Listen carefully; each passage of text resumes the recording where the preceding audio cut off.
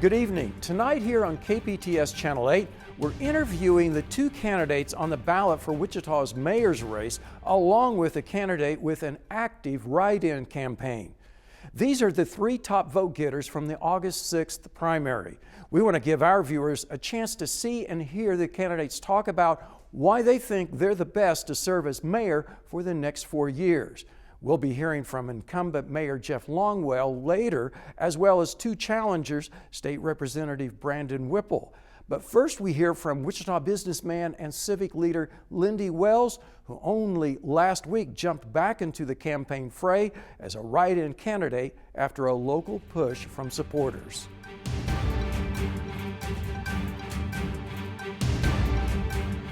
There are certainly a lot of issues to get into during this interview. We will get to as many of those as we can.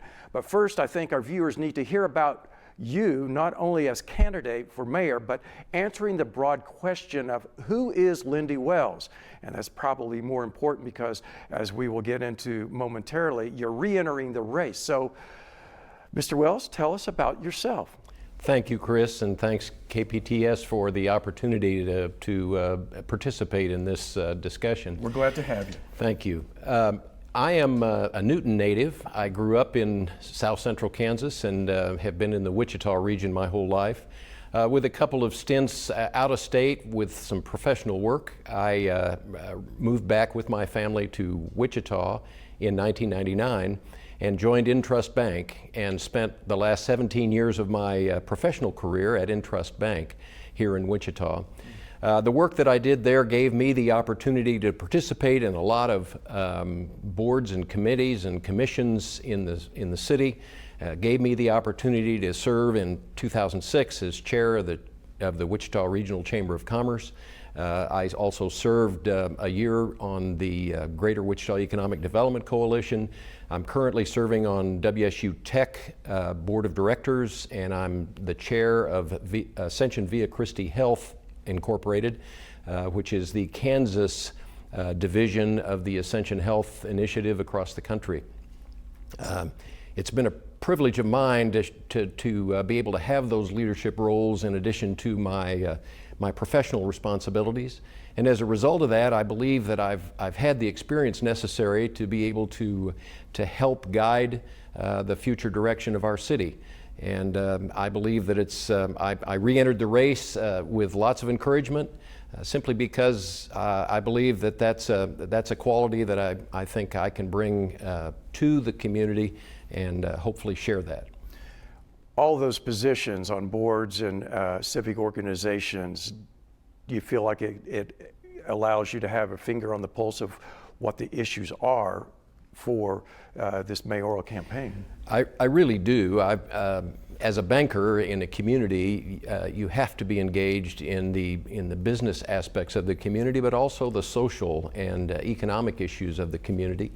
And so the work that I've done has been really important in making sure that I can help counsel on and advise in the development of our community, not only here, but wherever I've been. I think my record here of over 20 years is one that people can point to as being successful, and I look forward to continuing that effort. Well, as we mentioned in the open, you were among the top 3 vote getters in the August 6th primary, the voting from a field of 9 candidates to start with. Now, Mayor Jeff Longwell ended up with 32.3% of the vote. Brandon Whipple, state representative, 25.9%, so you could almost say 26%. And you had 25.2%, within 1% of Mr. Whipple, the second place vote getter. And in fact, I think there were only 160 votes separating you from the second place finisher. Well, that August night, August 6th, that evening, for all intents and purposes, you thought what? That you had done your best fighting a good fight, but that it was over because you stepped aside, correct? I did. I accepted the will of the voters at that time, and it actually the gap widened a little bit between provisional ballots and absentee ballots that were counted, and so it was just under 300 votes when the final analysis was done. There were efforts at that time to say, why don't we conduct some kind of a write-in campaign, or let's ask for a recount, or whatever that might be. And I thought that was a waste of taxpayers' time and money. And so I accepted the results, and my wife Marty and I decided that it would be best for us to just move on with our life. Well, what changed your mind? Well, I would say over the last 60 days, we've learned some things about the way our city does business, and particularly the way the mayor guides the awarding of business in various projects across the city. I think I knew going into this that the community didn't really weigh in very much on the baseball decision. That decision was made kind of unilaterally, and I think I've heard a lot of feedback from people to say, is that really where our highest priorities were? We've learned since that we have even a more dire circumstance in our water treatment facility. And frankly, we've known about this. It's 80 years old. It's just that we've now been exposed to some of the details around how the design of the replacement water treatment facility has been undertaken. And I think that's created some angst in the community. The other side of that is that as I observe leadership styles, I have a lot of respect for anyone that serves in our state legislature and takes the time to do that. But in a role that doesn't really involve directly our city and leadership, I think that's a little bit of a lacking feature, and I believe that that's part of the motivation. Well, what I hear you saying is, of course, one of the other challengers is State Representative Brandon Whipple, who represents South Wichita, Correct. 96th District. And that's been one of the questions and that has come up during the campaign, whether the fact that he serves among 125 House members in Topeka, what does that qualify him to serve the state's largest city? That's what I hear you asking, right? Well, that's sort of what I'm asking. The city's budget is in excess of $625 million, and that's a big business. I would say that Via Christi Health is about twice that size in annual budget, and I feel like my role in the finance on the finance committee over the years and also on the board of that organization has exposed me to the kinds of issues that large business operations require. And so with that experience, I believe that someone that has that experience needs to step in to provide the leadership that we need to carry us into the future. Well, you took your time in reconsidering, but what happened is we started seeing these commercials that we understand Wichita restaurant businessman John Rolfe helped fund, and then former mayors Carl Brewer and Bob Knight were on these commercials urging you to step back into the campaign. How did that first strike you? Was that something you expected? Obviously, I would think that they were telling you, hey, look, we're going to do this, so it wasn't a surprise, I take it, or was it? Well, it wasn't a complete surprise because John's a friend of mine, and both of us have been concerned about the future of our city, and I gave it the try, and I thought that was it. And frankly, a write-in campaign is an uphill climb. And I fully acknowledge that. To convince voters to know me well enough to write my name on the ballot when my name isn't printed there is going to be a challenge, and I'm committed to try and share that opportunity with them and encourage that consideration. But I was asked if I would consider this, and I said I'm not prepared to make that decision. And they said, well, this is what we're going to do. And so I was aware that the campaign was underway, but at the time I simply said, I cannot commit to that at this point. My wife was out of town. I was going to go visit with her, which I did. I was out of town during the time that the commercials were aired. And we talked about it, and we prayed about it. We discussed it, and as she's been throughout my career, she's been a teammate and a promoter, and believed that I was cut out for this and that it would be worth the try. So she's been behind me, and so I accepted that responsibility. And then last Wednesday afternoon after soul searching and coming back to town and meeting with a number of people whom I respect, I reached the conclusion that this is worth an effort because I think future leadership of our city is too critical to miss the opportunity to volunteer to help lead this. Right, and there are only 2 weeks left before you voters have to decide, and so be thinking about this. You can already start voting early at the Sedgwick County Election Commissioner's office, and there will be others opening up. But what so far seems to be the biggest attention-getting issue surrounds the general theme of mayoral transparency in the doing of City Hall business. Now, you've already alluded to that in some of your earlier statements, and some of that goes back to the contract surrounding the baseball stadium, but more recently it surrounds a Wichita Eagle newspaper investigation into how the Wichita water treatment plant contract was awarded. So please weigh in on that. Well, you know, I think ethics and integrity and honesty and transparency are key words that describe kind of what our issues are at this point. When I was in the primary, I was talking about the importance of transparency and openness to make sure that we could all understand what was going on. I actually have called for the mayor to follow through with the district attorney's request to fully disclose and correct any disclosure problems that occurred in his investigation. But I've also asked that beyond that, we consider other projects in which the mayor has received favors so that everyone in the community has a fair chance to understand what went on, what led up to some of the decisions that have been made. We still have a law enforcement shortage problem. That leads to or maybe mental health and substance abuse leads more to the law enforcement, but more resources need to be committed to that. Our infrastructure continues to decline, and we're not keeping up with it. We've sold assets to be able to supplement our street and road budget. So I think it's important that the taxpayers of this city are completely aware of all of the things that are going on and how their tax dollars are invested, and those needs haven't gone away during this period of time. So I think it's important that everyone understand that disclosure is not a bad thing. It's an opportunity for us to understand and come alongside those decision makers and make sure that they are playing by the rules. Right.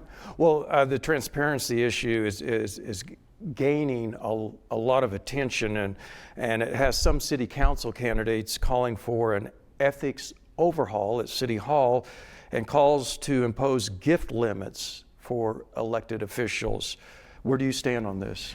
Well, I clearly think a review of the ethics program, the city has an ethics conduct standard. However, City Council and the Mayor are excluded from that. And so I think that discussion needs to be had to make sure that everyone is included in the discussion and in the policies. I don't know what those limits are. Oklahoma City in 2014 had a pretty serious set of issues occur, and so they took it upon themselves to create the kind of standard that taxpayers could be comfortable with. And I think the city of Wichita needs to do the same thing. Well, State Representative Brandon Whipple is calling for gift limitations and gift reporting that somewhat mirrors what is done in Topeka at the state capitol. Would that be something that you would embrace? Well, or is again, it too strict? Again, I think a full discussion publicly about what is in the best interest. I think de minimis kinds of gifts are appropriate. In the normal course of business, people treat each other to lunch or treat each other to movie tickets or something that's de minimis. However, when we start talking about out-of-town trips, when we start talking about special outings that requires significant investment, Those things need to be Like disclosed. was it $1,000 to play golf? Correct. Right. Those are And I understand that the district attorney and the mayor disagree on what goods and services are in the operational words that were discussed in his investigation, but it's very clear to me that entertainment and recreation are part of services, and so I would say golf would easily be considered entertainment and would fall into the definition of services as defined as goods and services. Well, even though Sedgwick County District Attorney Mark Bennett is not going to press any charges, says that there's not enough there to charge Mayor Longwell, does that necessarily clear him? I mean, there's still somewhat of a cloud, just these issues coming up.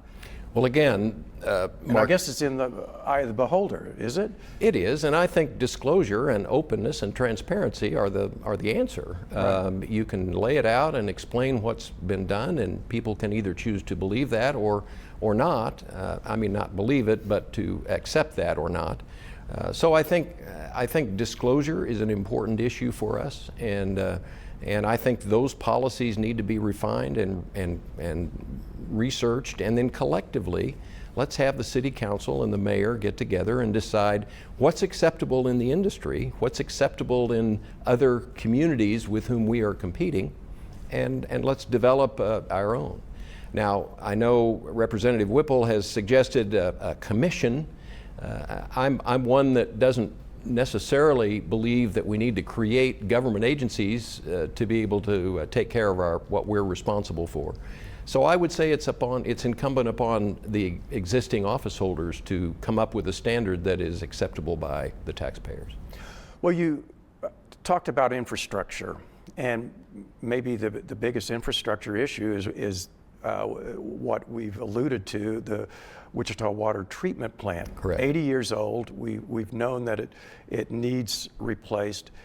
A very costly project, yet the questions have been, did the mayor steer the contract to a local consortium of companies or a group of companies over Jacobs Engineering, which some say has more experience at this? It's such a high costly infrastructure issue. Are you concerned about how the role of Friends played into this? Well, yes, I am, and I would say a commission or a group was asked to review the qualifications of the vendors, and you mean the staff members, the staff members and other community members, okay, including other city council people, to say, would you help us evaluate these vendors and determine who would be best suited to be able to design and implement and operate a new water treatment facility.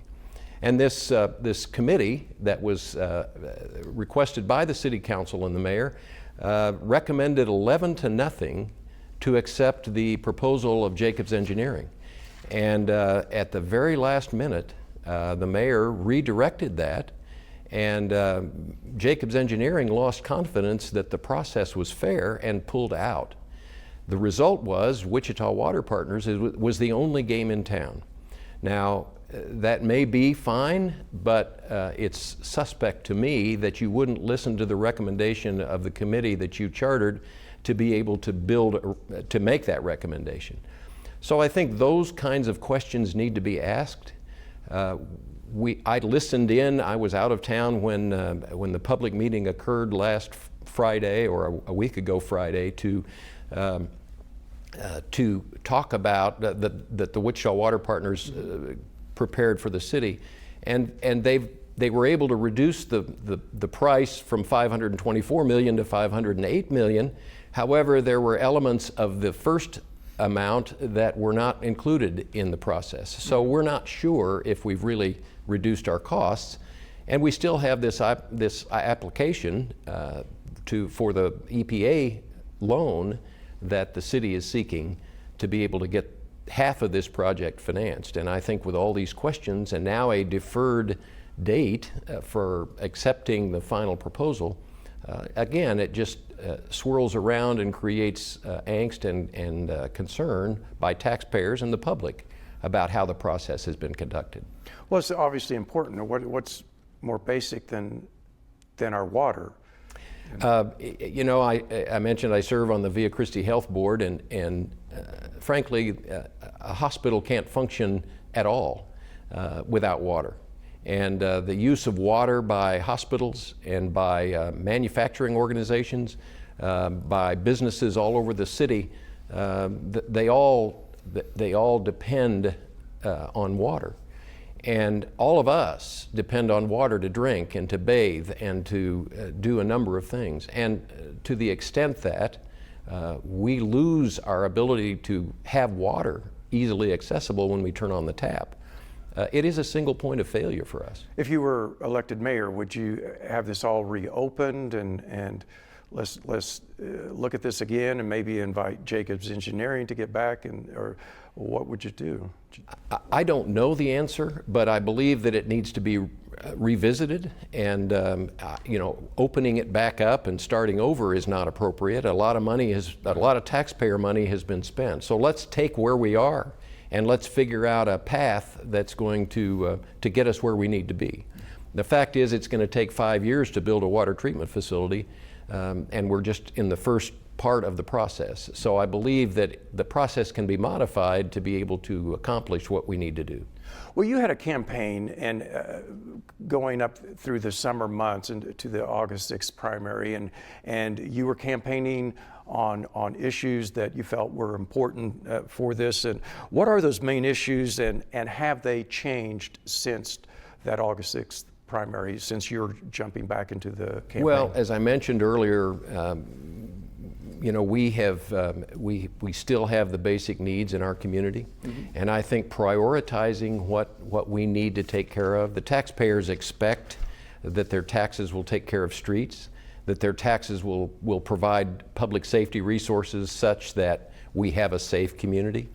The mental health and substance abuse issues, I know there's an effort now underway to try and look at other communities that are fighting the same thing, look at best practices, what kinds of things could be done to be able to bring resources together collectively, so we don't have silos of activity expending dollars and not communicating with each other. So I think the process that's underway is beginning to gain some traction. However, we still don't have a plan, and I think we need to address it. We need to determine what our most important priorities are. And you know, the baseball stadium again is going to be a great community asset. We're sort of committed. We've used some tax mechanisms to be able to finance a lot of the infrastructure around that. If the retail development doesn't occur, and if the other development doesn't occur as was originally projected, the taxpayers at large are going to have to pay those loans back. And so, again, I think we just need to make sure everybody understands going in what is this going to cost, and what is the opportunity cost of redirecting assets one place when we really need them someplace else. Well, that leads into questions about downtown Wichita. It would appear there is momentum on the West Bank. You talked about the stadium and whether the other businesses come along in line in the Delano area. But right across the river, the East Bank, we have the Riverfront Legacy Master Plan that's being discussed right now. And there are things that could be changed there. What's the future of Century 2? What's the future of the former Wichita Library building? Those are city properties. Correct. And what's the future of the Bob Brown Expo Hall? There are those that are calling for a new performing arts center, a new convention hall, and maybe repurposing Century 2 or raising Century 2. But it all takes a lot of money, and it's something that a mayor would weigh in on. I agree. The mayor will help direct communication and not direction. Control it, obviously. Right. I think, and I've participated in several of the Riverfront Legacy Master Plan public meetings. that I think are the way that we need to talk about these kinds of things. We need to dream big about what our future looks like.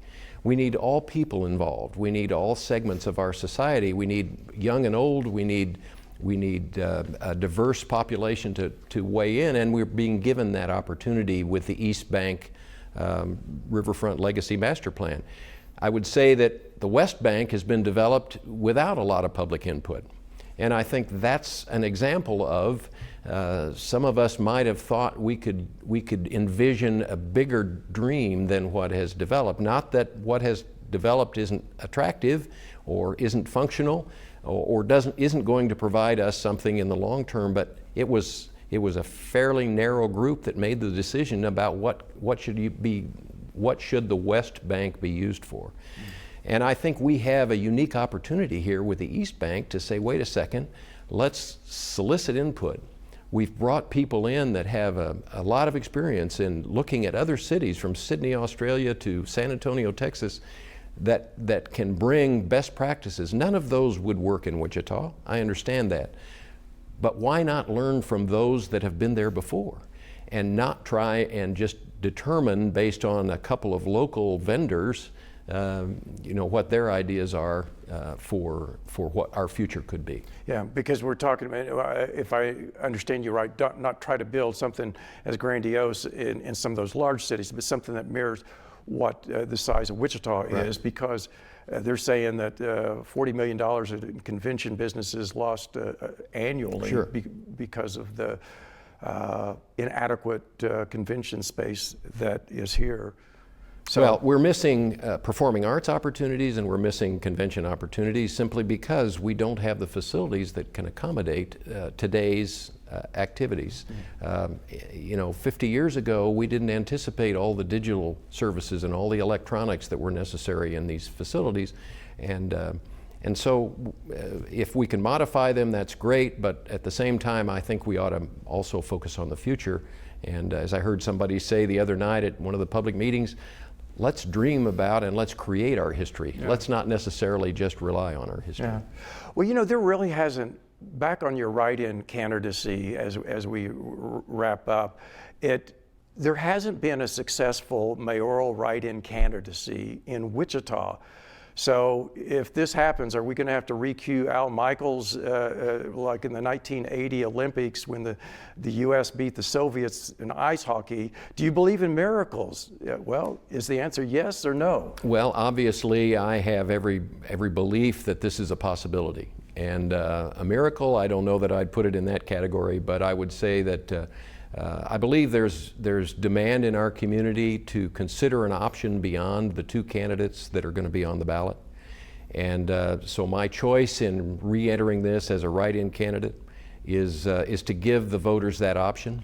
I was out this weekend knocking on doors in precincts across Wichita to try and convince people that I was real and a human and I care about this community. And I think that's really where my heart is, and that's where I'd like to convince the voters that I would be a worthy candidate.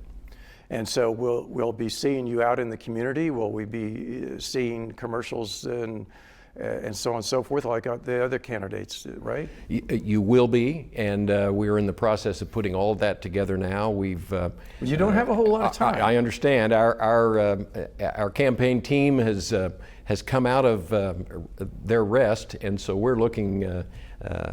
We're moving pretty quickly, but I think you're going to see some real push here in the next week or two to be able to get my name out there. Well, the name is Lindy Wells, and he is an active write-in candidate for Wichita Mayor, and the voting is open, but remember, November 5th is when you need to go to the polls if you don't vote early. So you'll be hearing from the other two candidates coming up, and I hope you stay tuned.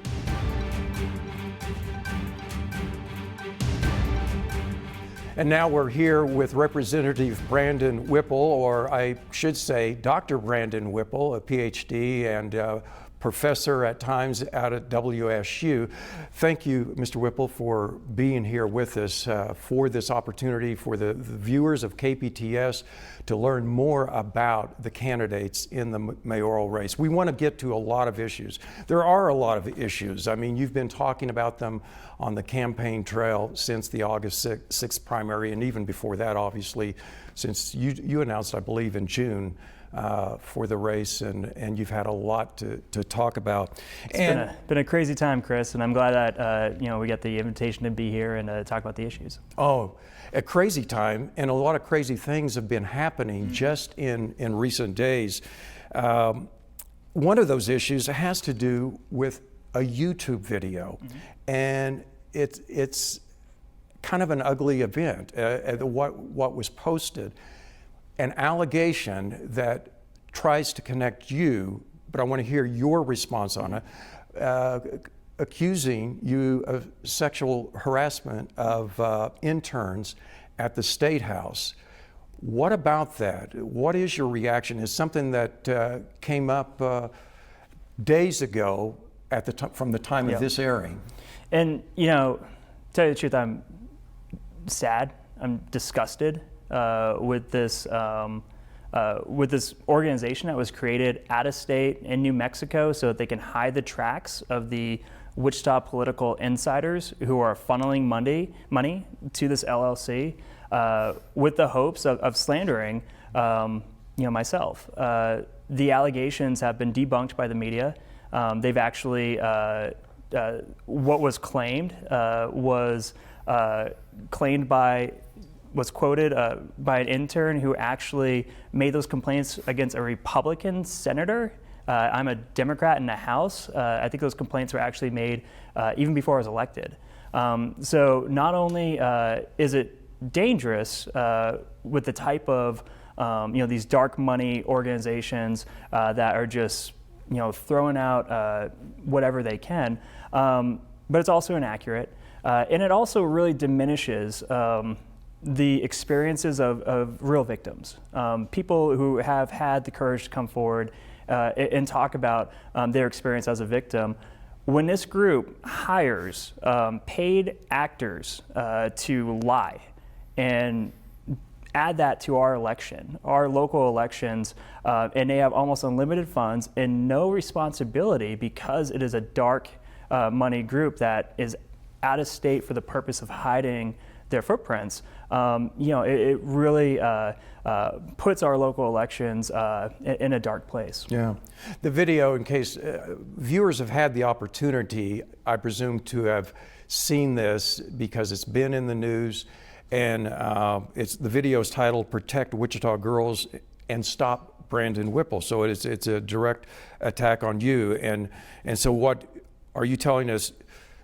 This absolutely doesn't have anything to do with you. Is that what you're saying? Not only does it not have anything to do with me, but they have connected it. The media has done a great job of connecting these allegations with a report that was made against a Republican senator who served, I believe, even before I've been elected. I think not only does it not have anything to do with me, the evidence shows that this is really sloppy as far as being put together, it shows that people who are in power in the higher levels of political authority here in Wichita are scared about what we're going to do, are scared of the fact that I'm running to clean up City Hall, to bring in an ethics commission, to open up the doors to transparency. There are people who are making a lot of money with the current pay-to-play system that's in place, and I'm threatening to change that by bringing in transparency, and they don't want to see their gravy train stopped.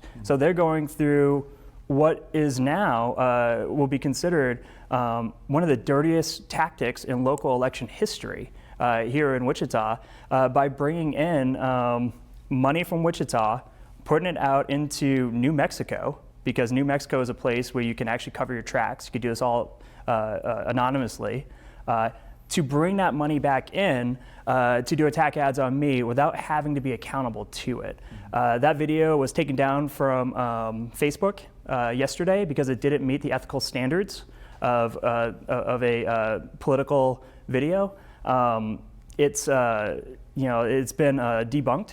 It just shows how, I think, nervous the political establishment is. So what are you having to do about this? I mean, obviously you just made reference to you or your campaign folks are they're calling Facebook, they're reaching out to Facebook, and you've also hired an attorney to. So you can't call Facebook.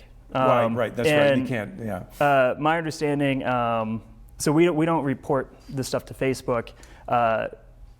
If there's a political ad on Facebook, it has to go through a higher level of scrutiny because of the last election with the Russians infiltrating social media and having a platform.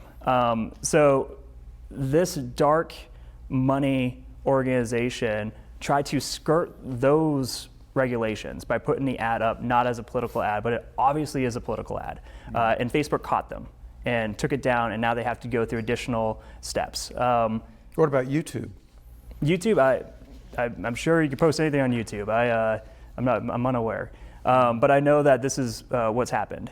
So there's it's really unfortunate that political elections get to the part where we have mudslinging coming in from anonymous sources that really are too ashamed of their work to put their name on it. So really, we can't. But it's causing a distraction. Do you agree? It does. It distracts us because. Do people even have people ask you about it at, I think, coffee reach outs and things like that? Everyone has been pretty supportive, actually. I did get like one threatening phone call where it made it so my kids and my wife, for the first time in my political career, having to deal with the type of pushback you get from the public, they couldn't sleep at home last night. Yeah. They had to go sleep at an undisclosed location because there are people out there who actually believe these lies. And because they put my cell number on it, called and threatened us. So I had to sleep alone last night while my family had to go somewhere else. And luckily my kids are so young that they thought it was fun. They thought, they didn't realize the severity of it. So when you start doing this type of political attacks, it gets beyond just telling little white lies that we expect politicians to tell. We have seen political violence because of, at the cost of this type of fake media, of this type of slanderous attacks that actually puts people and families at risk. And I gotta tell you, I'm not gonna be intimidated. I get there's a lot of money flowing from City Hall to insiders who have made a living doing this. I'm not intimidated in Topeka. I'm not intimidated in Wichita. We're winning. We're up in the polls. We are winning. And the reason why they are so desperate in doing these type of dark money attacks from out of the state is because they know that we're going to bring transparency back to the people. So are you saying that Mayor Jeff Longwell's campaign is somehow behind this? He's the only one benefiting. But do you have any evidence yet?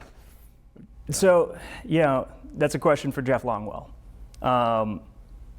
And they've covered their foot tracks by going out of state, by doing every measure they could to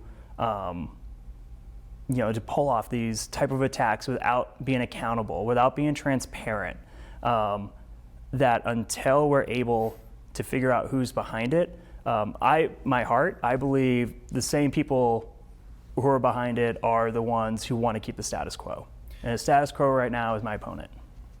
Well, I want to make a full disclosure to our viewers and let you understand something that about these interviews. These interviews, you're seeing them on this night, but because the campaigns are extremely busy, we had to tape these interviews the week before. And I think Representative Whipple here will acknowledge that This particular interview we were supposed to do yesterday, but because when I say yesterday, that would have been October 17th, and this is airing October 24th, and you asked to postpone it until today. This happens to be the Friday, October 18th, that we're recording it. The reason why I'm explaining that is that you're going to see the interview that I did with Mayor Jeff Longwell. At that time, we didn't have this information about this YouTube video, so I couldn't ask him to respond to it or anything like that. And so I just want the viewers to understand. That's the difficulty of not doing these live. Things change, of course, on a moment's notice. But I hope we can get back to talking about the future of Wichita and what I think I can offer as a candidate as well. And we will. But so we clear up everything on that. There was just recently a Wichita State University sunflower story that also raised concerns about you using interns at the State House as designated drivers. Your reaction to and male interns being used to going to campaign, or not campaign, but State House things that all representatives and senators go to. Your reaction to that? So, at one time, there was a male intern who carpooled and drove a group of male interns to and from an official dinner, an official event, and that was it. That's my involvement in it. It had nothing to do with sexual harassment, and I think that.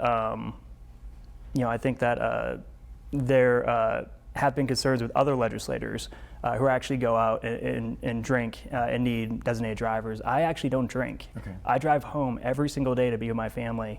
So I'm not in Topeka partying, but at this years ago when we went to and from this one sanctioned dinner, we had the intern to drive. Now transitioning to something else that is you have talked about in the campaign, it has to do with transparency issues on issues related to the handling of the Wichita water treatment plant contract. Now, something which Mayor Longwell did talk about in his interview, and I want to hear your reaction. Mayor Longwell, as you know, has been investigated by the district attorney, Mark Bennett, into the handling of the water treatment plant contract, and the mayor not reporting golf outings and that were paid by companies that are involved in the contract negotiations and things like that. But Sedgwick County District Attorney Mark Bennett, he investigated, but he decided not to file charges against Mayor Longwell. But Mr. Bennett is requesting Longwell report those past gifts that are evidently worth hundreds of dollars. Your reaction on all of this? So really, and this gets to the heart of the pay-to-play politics over at City Hall. Right now, there is no law that says that you can't shower elected officials with fancy dinners, with gifts, with money, with golf outings, with vacations. The state has a ethics commission that oversees them. That also extends into the counties, but it doesn't extend into the cities.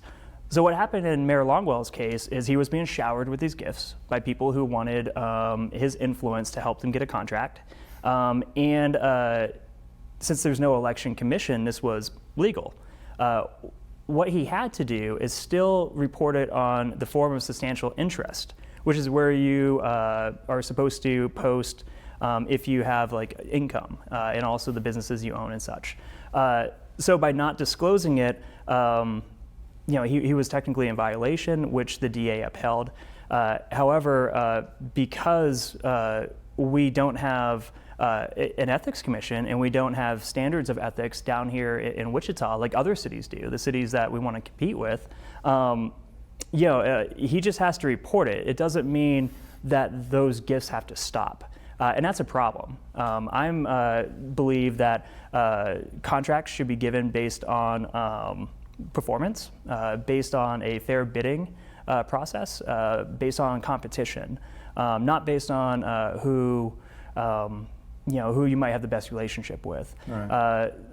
And that's one of the reasons why I've proposed reforming our ethics code to make sure that we create this level playing field, so that those who want to bid on contracts, those who actually want to compete, they don't feel pressure to also give monetary gifts to elected officials.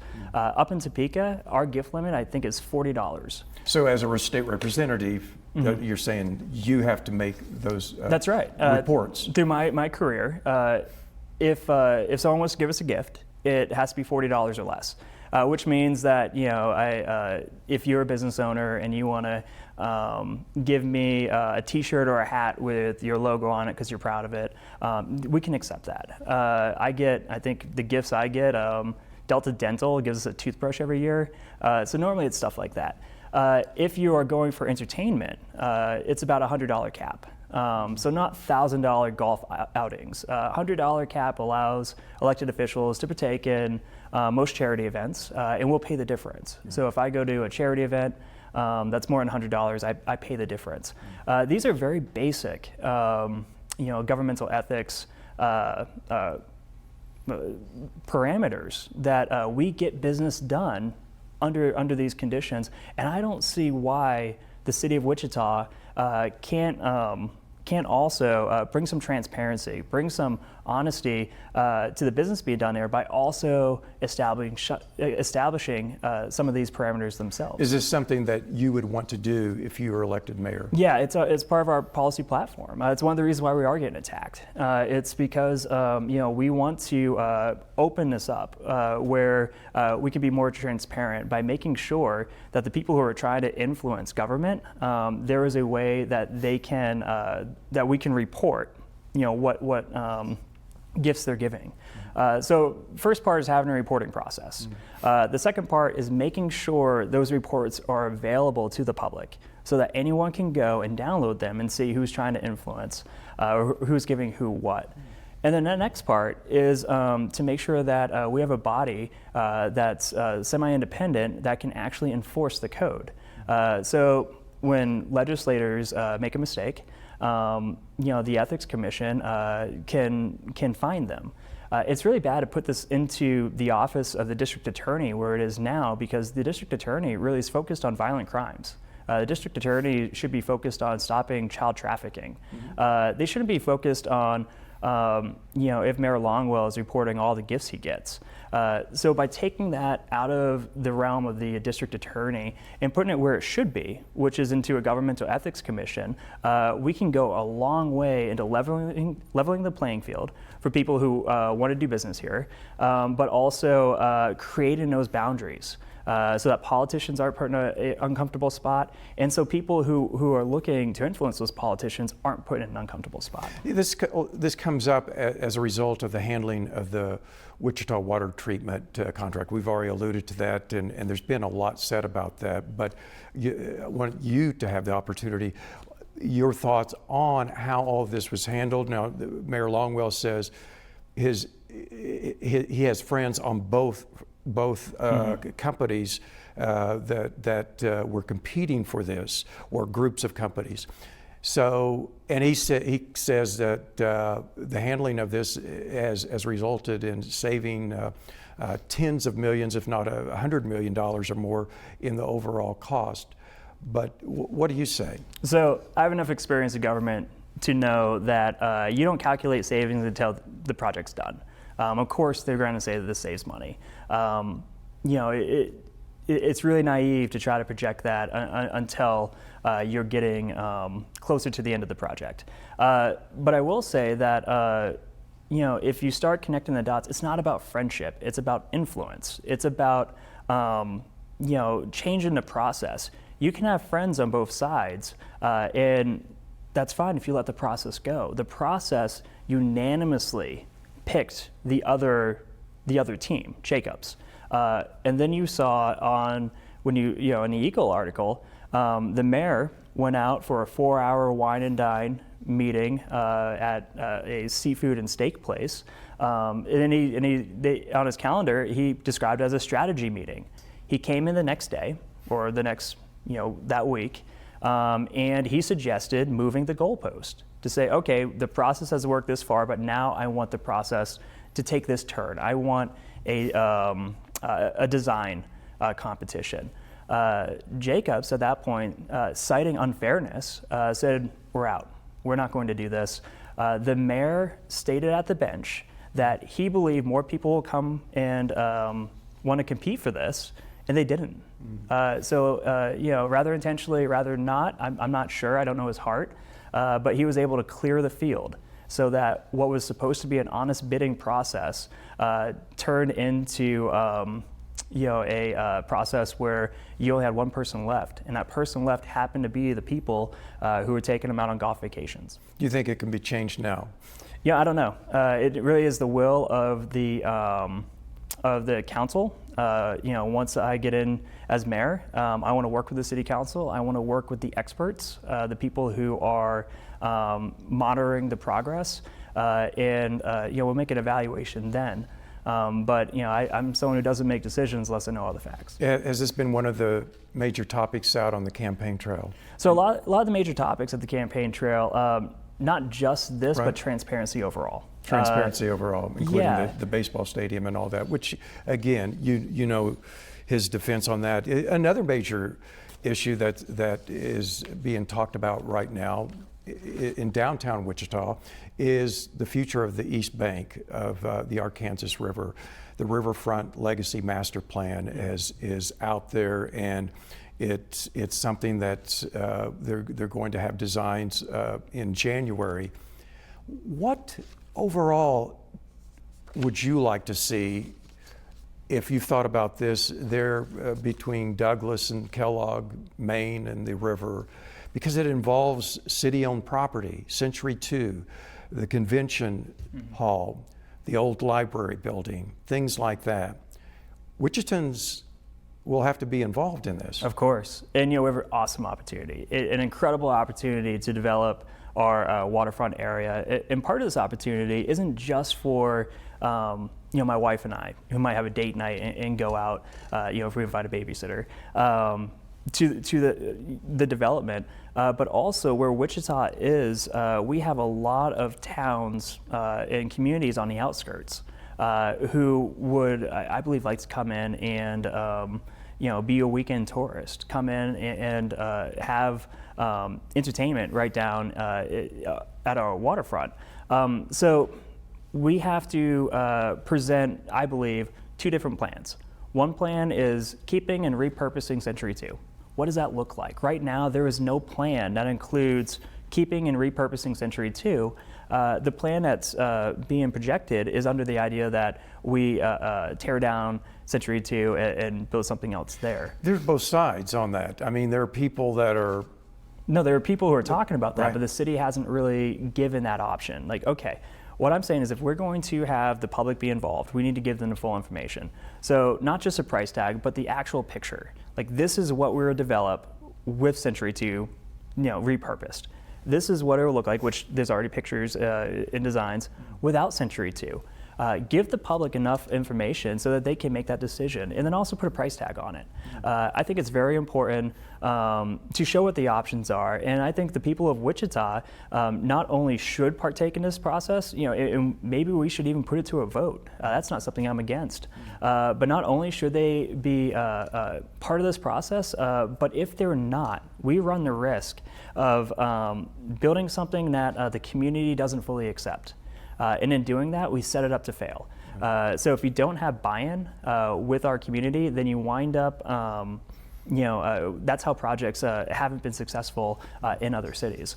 Something that you've also talked about, we can quickly get to, is you would like to see more police officers here in Wichita.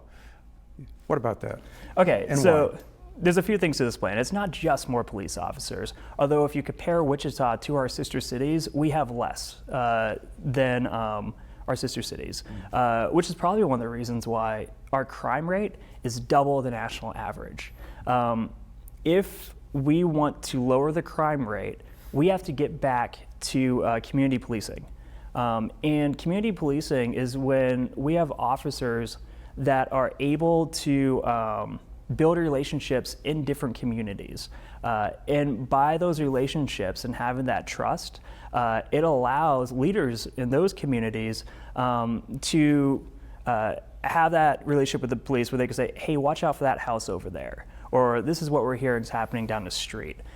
Which means that police officers can actually stop crime while it's just starting, before it becomes a bigger issue. So communities that have been successful with this have enough officers so that they can execute a community policing plan, which builds relationships. Also, we need to get back to training, allowing our police officers to have what they need to train their officers in situations of mental health, in situations of everything from drastic violent situations to more the community policing relationships. And yes or no, can we do this without raising taxes? Yes, we could definitely do this without raising taxes. In fact, I kind of joke about this, where I believe I'm one of the people who, with my budgeting experience, can go through the budget, be a second set of eyes, and find cost savings. I've done that in the legislature as the ranking member on a higher education budget committee, which funds all of our universities and all of our community colleges and tech schools. The budget is actually that I'm able to monitor and personally responsible for as far as crafting. It's bigger than a city's budget. Right. And go ahead. Well, real quick before we wrap up, we've known you, we've introduced you as a state representative for the 96th District in South Wichita since January of 2013. What are, you do other things. You tell me real quick. So I'm a college professor. College professor at Wichita State. I'm a teacher over at Wichita State. I'm contract to contract. So I teach in the off cycle when we're not up in Topeka. Right. I'm a dad. I have 3 little boys, Julian, who is 2, Tristan, who is 4, and AJ, who's 6, who just started preschool, kindergarten. And my wife, Chelsea, works for the Episcopal Church, and she is working towards a doctorate degree right now. And yeah, so that's... Well, we're going to have to wrap that. We want to give our viewers an opportunity to get to know the candidates better, and this is one way, just hearing your thoughts on the issues. But stand by. Coming up next, we want to thank Representative Brandon Whipple for participating. You'll be hearing an interview with Mayor Jeff Longwell.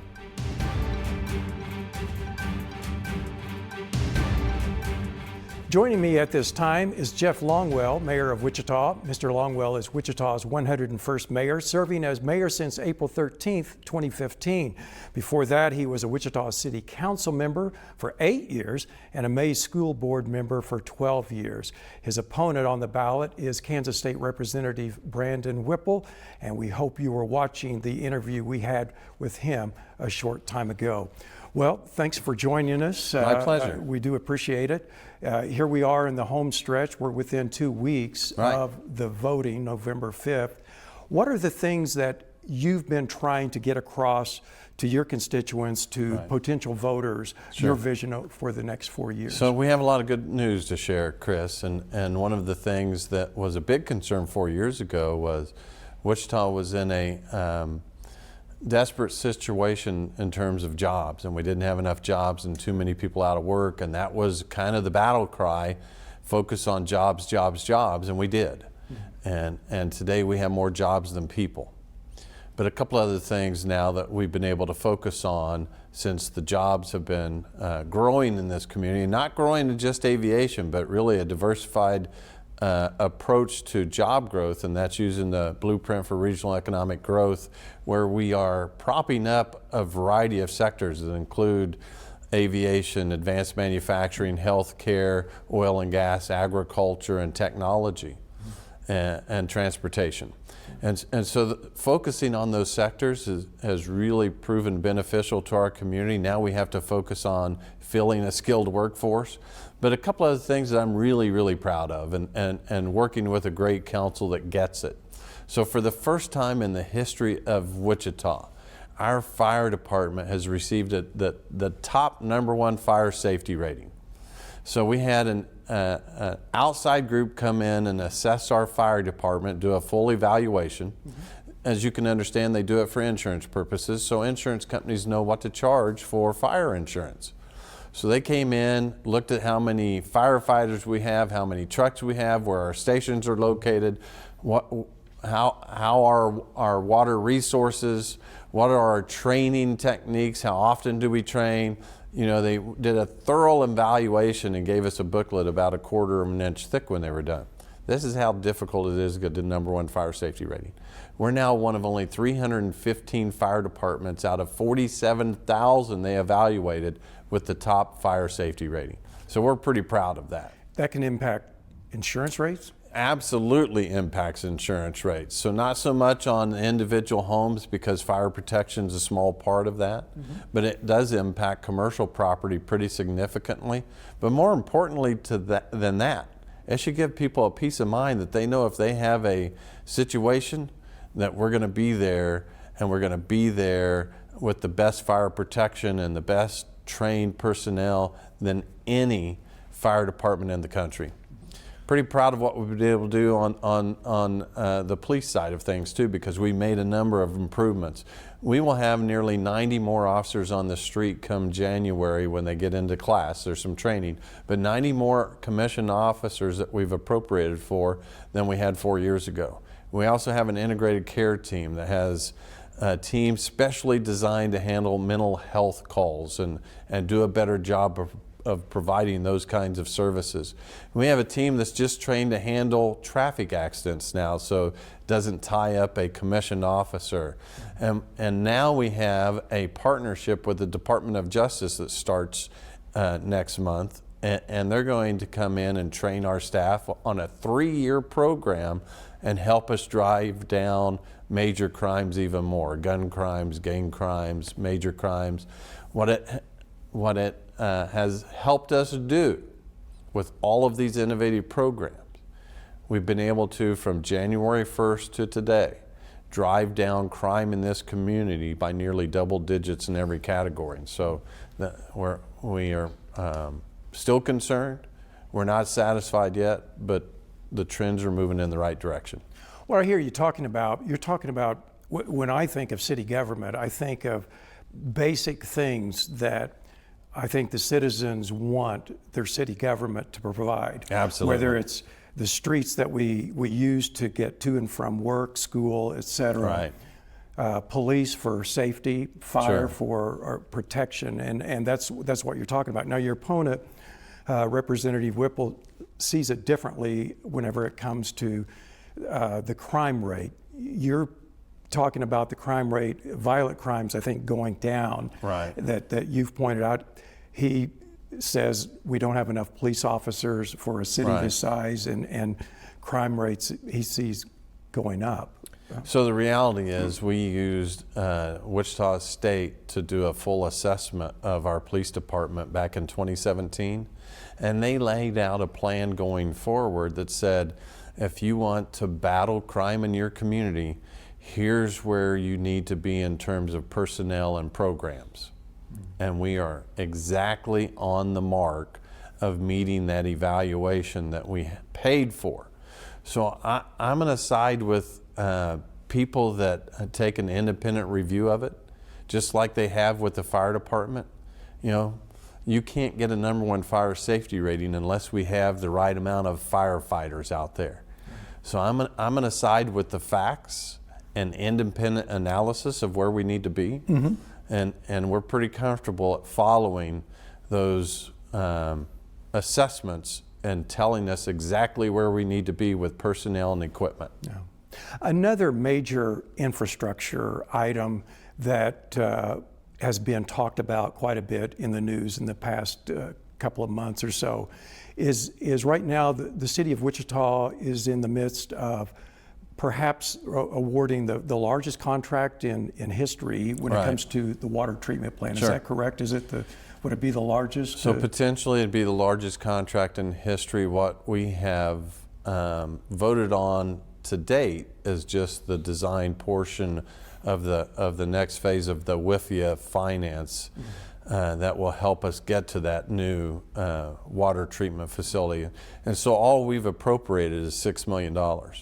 And we did it to the Wichita Water Partners that we are confident that they're the right team that can build a state-of-the-art treatment facility and save this community lots of money, and happy to share because just a week ago they shared their initial assessment of their savings from what was originally discussed at the start of this process, and the numbers are really, really good, and it's going to help us drive down water rates, so it really impacts water users, and it's going to give us a state-of-the-art facility that was also shared that our water quality will go up. And we have pretty good water quality.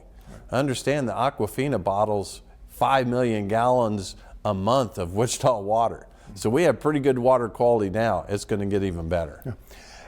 Now, all of that being said, some of the questions, and I know you've answered it probably more times than you'd care to, but there's been an investigation, the Wichita Eagle, looking into how it came about. There are issues about transparency, and you've had to answer questions about, well, did you steer it to Wichita Water Partners because of friends whom you know who work there? So you've had to answer. I know you're comfortable with answering that. What about that? What about those issues that you've, big stories. I grew up in this city. I have served this city in several different capacities for many, many years. As you read at the start of this broadcast, I have 12 years of school board, 8 years as council. You meet a lot of people. You make a lot of friends in this city. The nice thing is the DA has come out and cleared us. So there is nothing there. Were you concerned that might have gone on past the November? So there's always that concern because they dig into everything. They looked at nearly 5 years worth of reports and receipts, and so to be cleared is comforting, and to know that they didn't find anything wrong. We didn't steer anything to our friends. There was nothing there. What we did was we selected a team that's going to keep the jobs and dollars right here in Wichita, and a team that was very, very highly rated, especially when we went from design, build, operate to design, build. When we went from design, build, operate to design, build, this team probably has even a bigger advantage on just the design build side of things, and so we're very comfortable, and that's why we're pretty happy with their initial design. What they shared with us last week is that they can save us $123 million over the 20-year span of the financial note. $123 million savings that was not forecasted initially. That's going to help us drive down rates. Well, some of the concern had been whether Wichita Water Partners had the expertise compared to, I believe, Jacobs Engineering, which has designed these. So what makes Wichita Water Partners maybe more? Now, I've heard you say $123 million. That's nothing to sneeze at. No, nothing to sneeze at. And what they also shared is they have designed and built over 35 different water operations, and so all over the country. So this is a team with great experience. It's a team with the kind of expertise that we were looking for, and that's the reason why they were rated so high. We also have a representative that we hired that kind of gives us a third-party look at, are we moving in the right direction? And that's a group called Garver, and they haven't probably received much attention. They're our representative to walk through and make sure that everything that our Water Partners team has said that they're going to do, Garver takes an independent look at that and said, yes, we agree. This is They're sharing real information. They're sharing things that we believe they can achieve. Yeah. And so it helps to have that. And Garver has a great reputation for building water treatment plants all over the country. And so it's nice that we have that that independent representative, and we think that's a good thing that will help keep everyone on track, and at the end of the day continue to ensure that this community is going to have a state-of-the-art water treatment facility, and one that we're going to save tens of millions of dollars. Yeah. Do you think, since all of this has come about, and the long articles and all, part of it was about obviously the relationships with people who work there.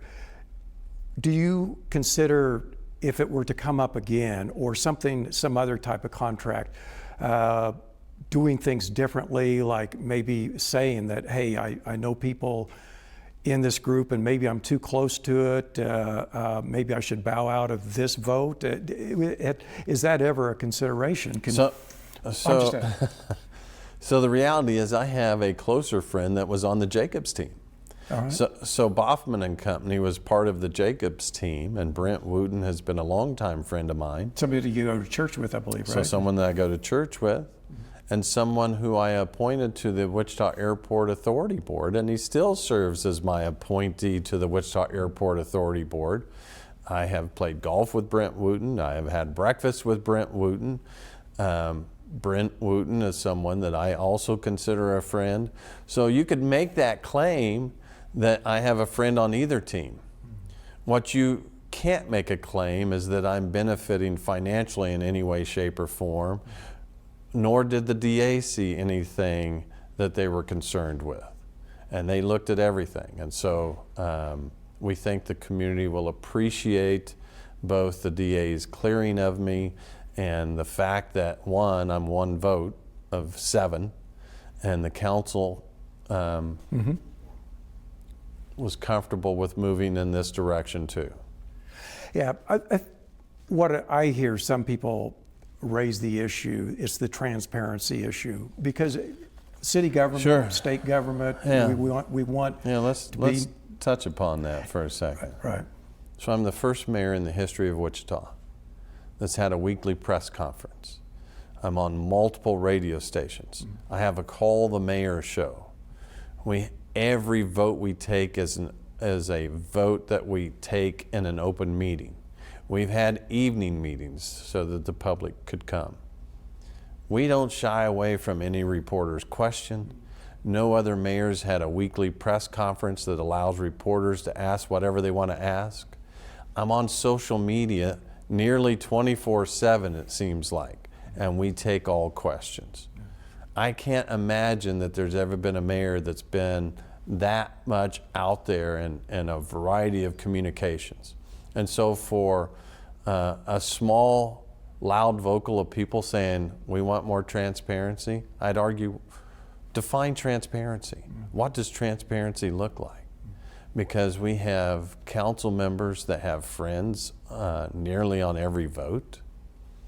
I would argue that we took up a vote recently for John Rolfe, that he wanted to participate in leasing some parkland from us.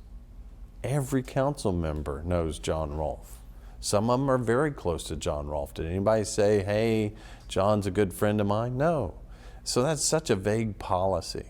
What we will continue to do is continue to share with the public, continue to operate in an environment that allows people to have full access.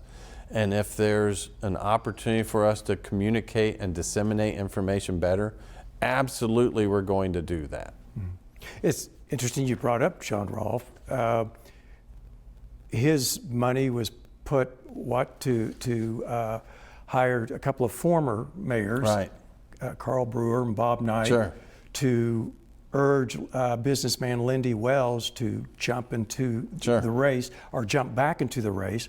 Right. Because here, since August 6th primary, I think the voters have been thinking that, well, okay, there are 2 candidates. Right. But just recently, Lindy Wells, the Wichita businessman who came in 3rd, I think just behind Brandon Whipple by a couple hundred or so. 300 votes 300 or something votes. like that. Now, at the urging of John Rolfe and others, is saying that, hey, I will go ahead and back a write-in campaign. What do you think of that? Who does it hurt the most, or does it hurt? It's not the first time Knight backed a write-in campaign. Okay. His wife did a write-in campaign years ago and failed. And so, if you remember, Jane Knight did a write-in campaign. Right. She was I think Bob Knight backed his wife then. Oh.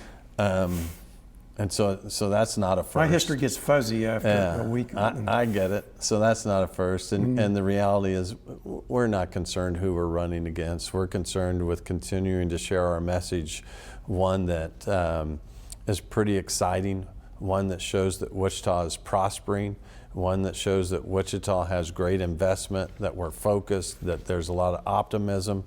Wichitans are so excited about our future, they display the Wichita flag everywhere. It's even on license plates now. It's right behind us, Stephen. So that didn't exist before. I mean, the flag's been around since the 30s, since 1930s, but the whole idea of using the flag to show your pride in Wichita didn't exist before. That's something that's just happened in the last 4 years.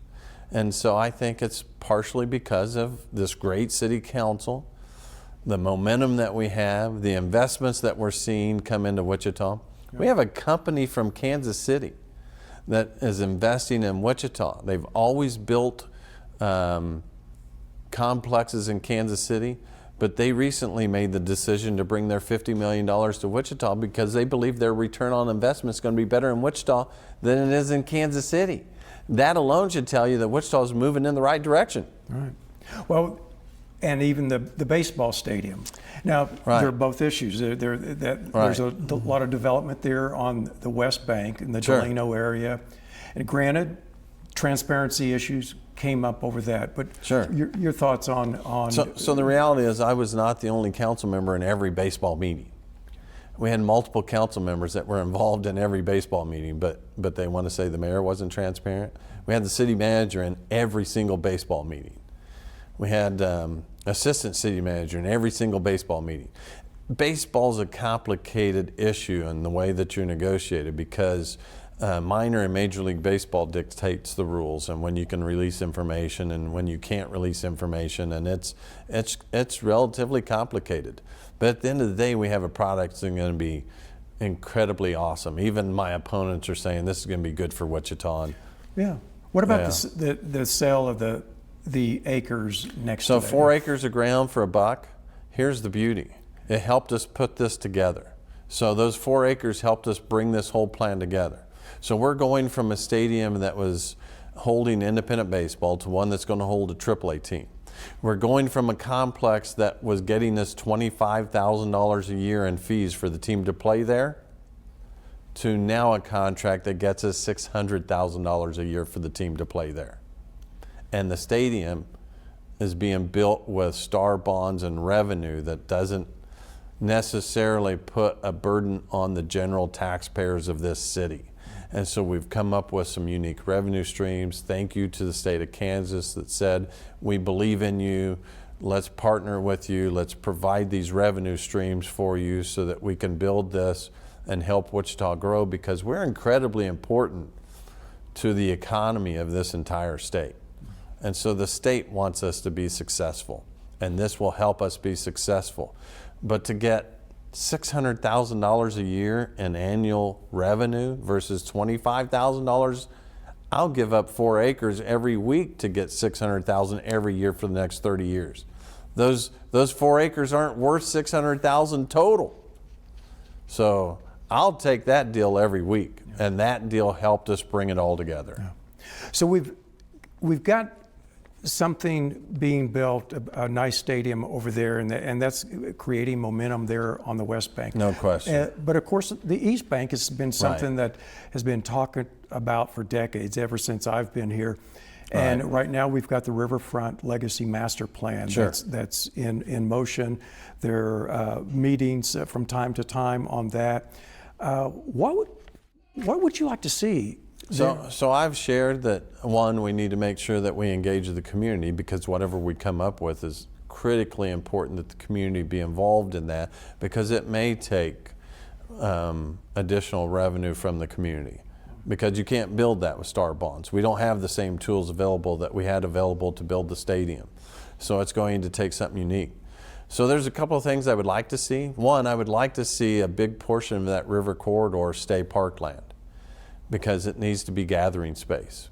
I'm also very fond of Century 2, and I think that it's a building that has tremendous life left in it. And so I would like to see us figure out what Century 2 can be, even if we look at building some new facilities. And let's look at making Century 2 a repurposed building where the community can really be involved with attending events down there, and open it up to the community more than it even has been. Because typically when you go to Century 2, you have to pay to be in an event there. And maybe we can have more community type events at Century 2 and open it up so the community can really enjoy it. Right. And make it a part of maybe some unique green space and parkland that can be incorporated together, and excuse me, and certainly make it something that this community can enjoy for generations to come. That's going to take bold vision. It doesn't mean we can't build new somewhere in that area. When you're talking about new, that it sounds like maybe a performing arts facility or convention space. So we could build a new performing arts center someplace in that area, and new convention space. But I think that Century 2 still has the opportunity to be a very viable building and a big part of this community for generations and generations to come. And so we've got to make sure we get that repurposed Century 2 right as we're growing that corridor also. Well, that's a challenge. And whatever is they come up with, how do you see it playing out with the voters getting involved? You've already alluded to, I mean, somebody has to pay for it. And I know there can be sponsorships, names, sponsorships and things like that with companies getting involved, which is always helpful. Sure. But at some point, I know our viewers have called in wondering, well, what is it going to cost, and are we going to have to pay for it? So we don't know that yet. We're in the process of those community engagements that we are trying to do right now, and so we really don't have that information. Right. But here's the nice thing. We don't have to worry about Major League Baseball dictating the process to us. So it's going to be a little easier to be more transparent and open, because we don't have to worry about Major League Baseball saying, you can't say that, you can't do that, these are your rules. Right. The only rule we have is let's make sure that we engage the community and make sure that we get this right. Yeah, it's going to be coming up more. There are meetings I know in November with designs coming up, and then I believe in January final designs. And the city of Wichita is one of the 7 members who've put money into this plan. Right. So it's critical. Do you see that being something, a magnet for development in all of downtown and even? So downtown has just taken off in the last 4 years. There's very few empty buildings. Right. We have a tower crane downtown. We haven't had one in 20 years. Come next year, we'll have 2 tower cranes downtown because of all of the excitement and companies moving back downtown.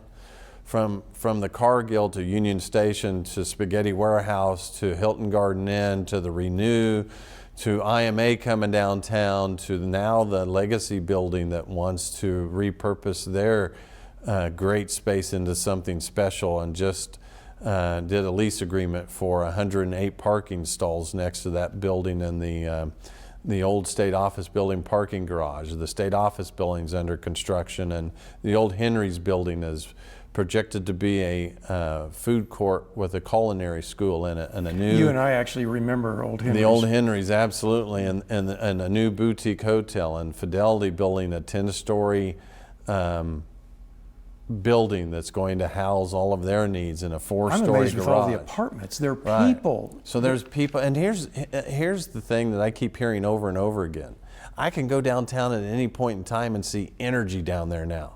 I mean, there's people milling around. There's just There's a vibe that didn't exist, 4 or 5 years ago, and people are excited about the direction this city's going in. And here's what else I know. I've been to every major city in the United States during my business career. Cities that have a vibrant core have vibrant suburbs, and it takes both. You have to have a vibrant core, you have to have vibrant suburbs. And we have the opportunity to have both because we're seeing the Mays Road corridor expand. We're seeing Greenwich bring new business in. We're seeing a new development on South Seneca and 235. We even saved the Starlight Drive-In. We're seeing development and investment all over this town, but that doesn't happen unless you have a vibrant city.